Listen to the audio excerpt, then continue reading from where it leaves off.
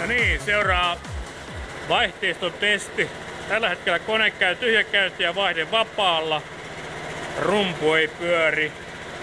Hihnapyörät pyörii. Päävaihde. Katsotaan tuolta alta, niin päävaihde pyörii, jos tarkkaan näkee. Mennään tänne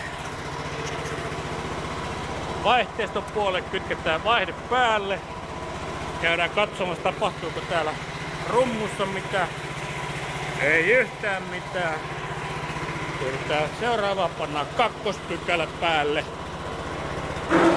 Noin, ainakin ääni rupesi käymään just siellä ruutujen toisella puolella. Voi jumaleto rupes lähtee.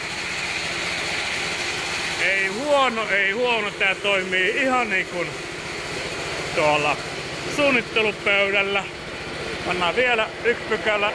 No ei, se riittää. Noin. Seurataan tuolta.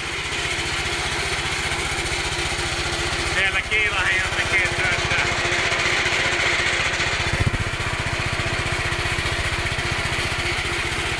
Tää saattaa toimia. Toinen voisi laittaa yksi vakautuspyörä vielä, mutta homma jatkuu. Päätetään tältä erää tähän.